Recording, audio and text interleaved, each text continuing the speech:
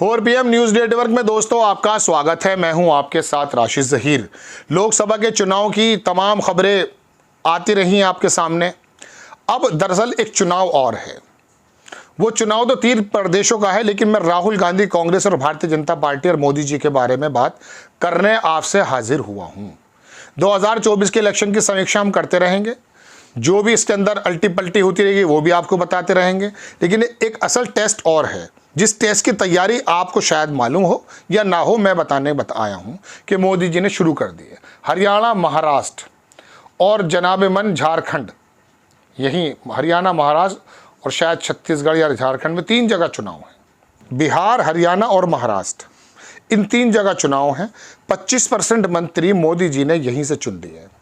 बिहार से 8, महाराष्ट्र से 6, हरियाणा से 3। नुकसान होने के बावजूद भी महाराष्ट्र में 6 मंत्री चुने गए। 3 जगह चुनाव हैं। 2024 में महाराष्ट्र में हो जाएंगे, अगले साल बिहार में, शुरुआत में। मोदी जी को मालूम है कि मेरी कमज़ोर जगह हो चुकी है महाराष्ट्र भी। बिहार में हालांकि कुछ बेहतर प्रदर्शन हो गया है, लेकिन फिर भी वहाँ सीटें तो घटी हैं। हरियाणा में 50% कम हो गए, 10 में से 5 बची हैं। तो यहाँ मंत्रालयों की और मंत्रियों की भरमार दे दी गई है। अपने कोटे से भी दे दिए गए हैं, सहभागियों के कोटे से भी दिए गए हैं। तो टोटल मंत्री का 25% मंत्रिमंडल इन 3 प्रदेशों से क्या इसलिए है कि यहाँ चुनाव होने वाले हैं। बिल्कुल तैयारी करते हैं हर आदमी, करनी भी चाहिए। लेकिन ये तैयारियाँ सिर्फ चुनाव को लेकर होती हैं। आपके और मेरे और नीट के अंदर जो बच्चे परेशान हैं, जो भी आज सुप्रीम कोर्ट ने बताया, मैंने रिपोर्ट बनाई, देखी है, इस बारे में अगर होती तो हमारे देश के अंदर तरक्की के नए आयाम गड़े होते। लेकिन क्या कांग्रेस और विपक्षी गठबंधन तैयार है?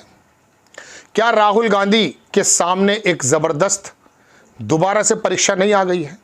ये परीक्षा अगर 3 चुनाव की पार कर लेते हैं राहुल गांधी, तो उसके बाद कम से कम ये माना जाएगा कि वाकई अब कांग्रेस जो है आगे की तरफ जा रही है और भारतीय जनता पार्टी को नीचे की तरफ ला रही है। मैंने कल एक प्रोग्राम बनाया था जिसमें मैंने अर्ज़ किया था आपसे कि अगर आप ये सोचते हैं कि मंडल का मंडल पर भारी हो गया तो गलत है। बदकिस्मती यह है कि वो स्टोरी बहुत कम लोगों ने देखी।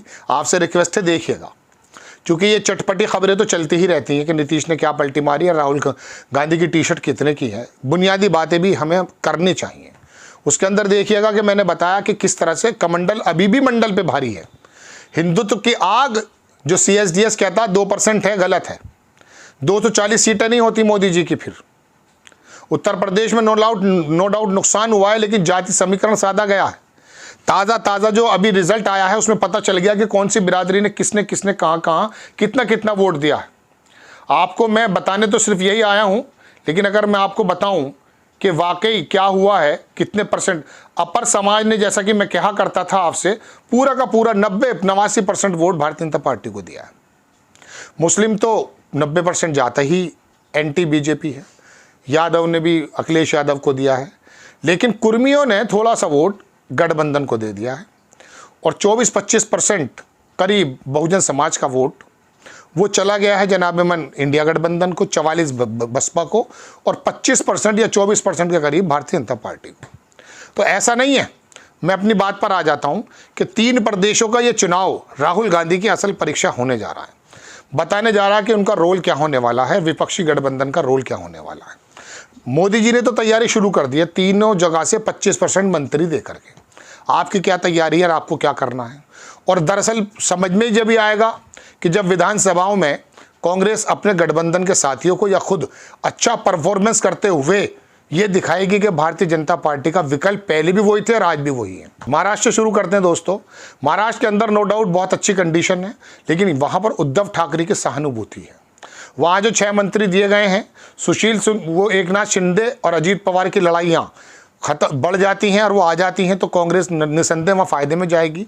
आज भी वहाँ फ़ायदे में ही है। लेकिन राहुल गांधी को ज़मीन पर उतर के अपने कार्यकर्ताओं के अंदर एक ऐसी आग भर देनी चाहिए जिनके अंदर उत्साह पैदा हो चुका है कि कांग्रेस कुछ कर सकती है। ये बात दीगर है कि रिजल्ट इतने शानदार नहीं आए। 100 का आंकड़ा पकड़ना मुश्किल हो गया था।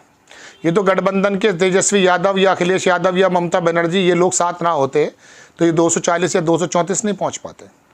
तो एक तो मुंबई अच्छा है। बिहार में आपको बहुत काम करने की ज़रूरत है। बिहार के अंदर तेजस्वी यादव वहाँ पर नो डाउट सर्वे सर्वा है, लेकिन वो मुस्लिम यादवों को साध लेते हैं। इससे तो काम नहीं बनेगा। अब के बारे भी नहीं बना।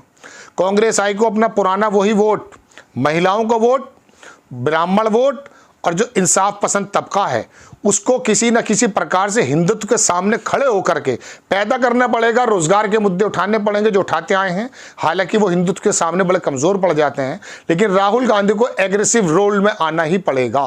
कांग्रेस आई के एक कार्यकर्ताओं को एग्रेसिव रोल में आना ही पड़ेगा।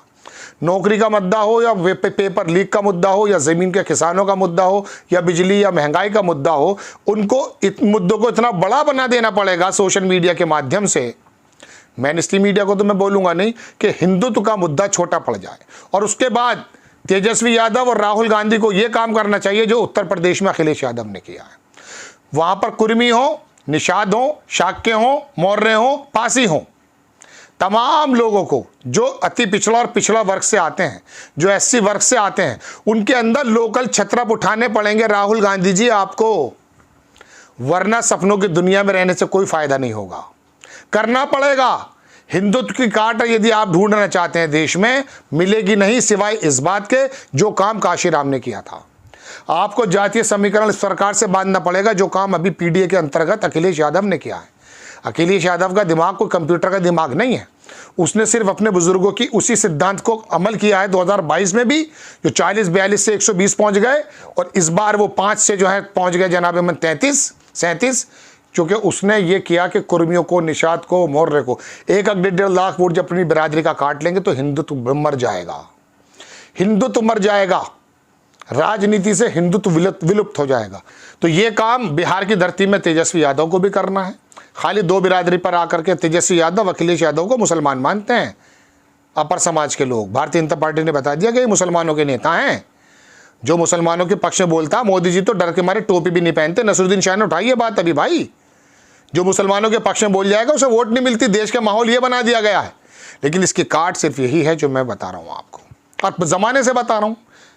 तीसरी बात आ जाती है जनाब हरियाणा में। हरियाणा नो डाउट हिंदू मुस्लिम में ज़्यादा नहीं बहता है, भले वहाँ धार्मिक पशु बना दिए गए हों, लेकिन उसके बावजूद भी अंदाज़ा कीजिए कि वहाँ जाट का मुद्दा हो, किसान का मुद्दा हो, पहलवान का मुद्दा हो, नौकरियों का मुद्दा हो, अग्निवीर का मुद्दा हो, भारतीय जनता पार्टी फिर भी सर्वाइव कर रही है। क्योंकि वजह यह है कि उन्होंने लोकल छत्रप पैदा किए हैं। वहाँ आपको लोकल छत्रप पैदा करने हैं। इन 3 प्रदेशों में कांग्रेस का प्रदर्शन अगर अच्छा हुआ तो यकीन जानिए अगली बार जो इलेक्शंस आएंगे, मोदी जी का हिंदुत्व जिसे आप समझ रहे हैं फेल हो गया, मेरी नज़र में फेल नहीं हुआ है, लेकिन वो धूमिल पड़ जाएगा मुद्दों पर, लोकल छत्रपों के एतबार से। मैं आपको फिर बता देता हूं, एक अकेला कैंडिडेट अपने आसपास की 2-3 सीटें जिता देता है। कहीं समाजवादी महाराष्ट्र में है क्या? अब वो आसिम आजमी जीतते हैं, वहाँ से समाजवादी पार्टी में जीतते हैं। बताइए जीतते हैं नहीं जीतते? इसी तरह से बहुत सारे लोग ऐसे हैं, गठबंधन करके आप जो हैं जब वहाँ जाति समीकरण साध करके भिवंडी से जीतते हैं, चूँकि भिवंडी में मुसलमान है। गोवंडी और भिवंडी 2 जगह हैं जहाँ से वो जीते हैं, चूँकि मुस्लिम ज़्यादा है वहाँ। इसी तरह से दोस्तों ये तमाम चीज़ें आपके सामने हैं। राहुल गांधी की परीक्षा, मोदी जी चाल चल चुके, 25% मंत्री बना दिए। आपके पास मंत्री बनाने का कोई अधिकार नहीं है, लेकिन अभी आप इतना ज़रूर कर सकते हैं कि आपको ये काम करना है कि 3 प्रदेशों में लोकल छत्रप उठा करके आप अपने कैंडिडेट खड़ा करेंगे, और उसके बाद पता ये चलेगा कि जाति समीकरण से आप इनको खत्म कर देंगे। ये राहुल गांधी की परीक्षा दोस्तों आने वाली है विधानसभा प्रदेशों में। आपको खबर कैसी लगी अपनी राय कमेंट्स बॉक्स में जरूर दीजिए। चैनल को सब्सक्राइब कीजिए, शेयर कीजिए। नेक्स्ट टाइम में किसी खबर के साथ हाजिर होता हूं। जय हिंद।